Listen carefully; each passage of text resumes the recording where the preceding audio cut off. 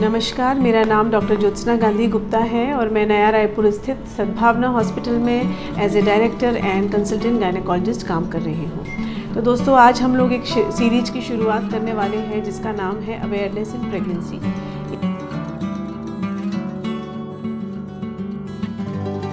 इस दौरान हम प्रेगनेंसी में होने वाली बहुत सारी कॉम्प्लिकेशंस या कुछ ऐसी प्रॉब्लम जिनसे महिलाएं बहुत परेशान रहती हैं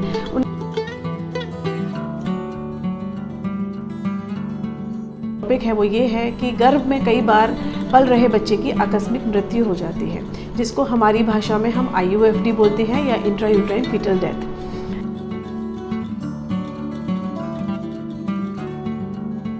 तो ये एक ऐसी चीज़ है जिसको लेकर गर्भवती महिला तो चिंतित रहती ही है, लेकिन ये एक डॉक्टरों के लिए भी बड़े चिंता का विषय रहता है, क्योंकि कई बार हम कारणों का पता लगा सकते हैं पर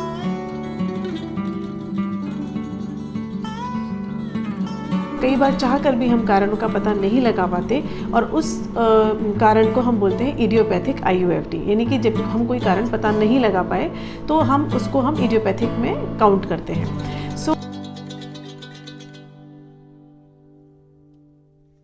पहला कारण है गेस्टेशनल डायबिटीज़ या डायबिटीज़ इन प्रेगनेंसी। दूसरा कारण है ब्लड प्रेशर का अचानक से बढ़ जाना, या तो प्रेगनेंसी से पहले अगर ब्लड प्रेशर बढ़ा हुआ है तब भी, और अगर अचानक से प्रेगनेंसी में ब्लड प्रेशर बढ़ गया है तब भी।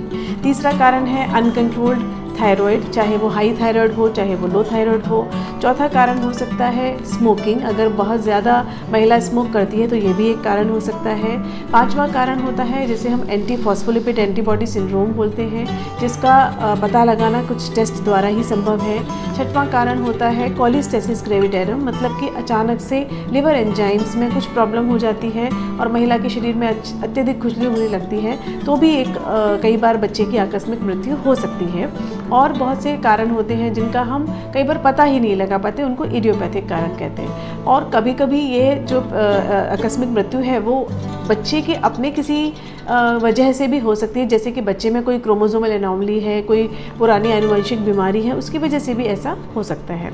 और अगर ये जो मृत्यु है जैसे 7वें, 8वें या 9वें सप्ताह में हो रही है तो इसका एक मुख्य कारण PCOD अनकंट्रोल्ड LH का लेवल भी होना हो सकता है। और भी बहुत सारे कारण हैं, पर जिस कारण के बारे में मैं आज चर्चा करने वाली हूँ, बाकी सब कारणों पर हम अगले नेक्स्ट सीरीज़ में चर्चा करेंगे, वो है गेस्टेशनल डायबिटीज़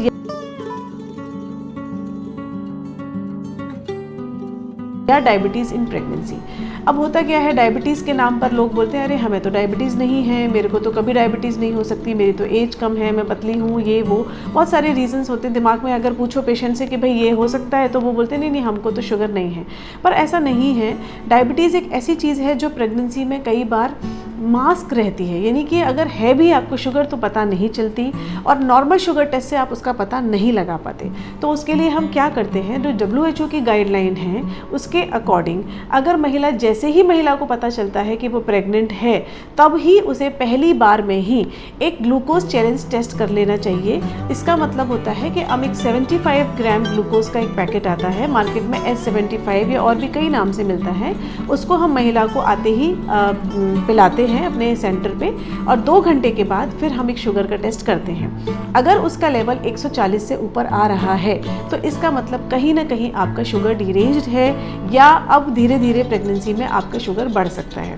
और शुगर बढ़ना बच्चे की आकस्मिक मृत्यु का सबसे पहला, मुख्य और सबसे कॉमन कारण है। तो दोस्तों, मेरा आज का वीडियो बनाने का उद्देश्य यही है कि जब भी आपके गायनेकोलॉजिस्ट आपको बोलते हैं कि आप जब पहली बार उनको दिखाने जाते हैं और वो आपको ये सजेस्ट करते हैं कि आप सीधे ग्लूकोज चैलेंज टेस्ट कराएं, तो आप इस बात को अन्यथा ना लें। और अगर डॉक्टर नहीं बोल रहे हैं तो आप उनसे कह सकते हैं कि मेरा ग्लूकोज चैलेंज टेस्ट करिए, क्योंकि यही एक टेस्ट है जो ये पता लगा सकता है कि आपको प्रेगनेंसी में डायबिटीज़ हो सकती है या नहीं।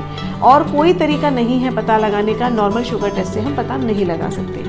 एक बार ये पता लग गया कि आपको गेस्टेशनल डायबिटीज़ है या होने की संभावना है, तो आप उस वक्त तुरंत अपने डॉक्टर से मिलिए, वो आपके खान पान में कुछ ज़रूरी बदलाव करेंगे, कुछ एक्सरसाइज सजेस्ट करेंगे और 15 दिन आपका समय देंगे। अगर उस 15 दिन के बाद दोबारा ग्लूकोज चैलेंज टेस्ट करने पर आपका शुगर नॉर्मल हो जाता है तो आप इसी मेथड से अपना पूरा प्रेगनेंसी निकाल सकते हैं। इसको हम मेडिकल न्यूट्रिशन थेरेपी बोलते हैं या MNT बोलते हैं। लेकिन अगर हमारा 15 दिन हमारी तरफ से कोशिश करने के बाद, पेशेंट की कोशिश करने के बाद भी शुगर 140 के ऊपर ही आ रहा है तो जो आइडियल ट्रीटमेंट है वो प्रेगनेंसी में है इंसुलिन। अब एक्चुअली दोस्तों सुनने में बहुत अजीब लगता है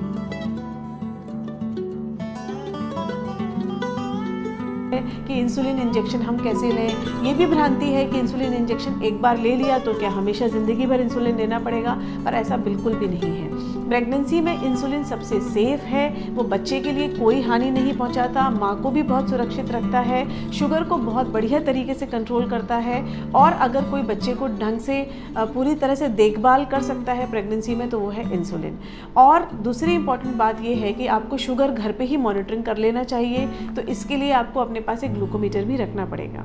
तो ये चीज़ें कुछ ऐसी चीज़ें हैं। और ये भी आप समझ लीजिए कि इंसुलिन एक बार स्टार्ट हुआ प्रेगनेंसी में तो जैसे ही डिलीवरी हो जाती है वैसे ही इंसुलिन की रिक्वायरमेंट ख़त्म हो जाती है। कई बार हमें कोई मेडिसिन की ज़रूरत नहीं पड़ती, पेशेंट की शुगर एकदम नॉर्मल रहती है। तो आप ये जो हमारे दिमाग में रहता है कि कहीं मेरा शुगर आगे के लिए नहीं बढ़ जाएगा, ऐसा नहीं है।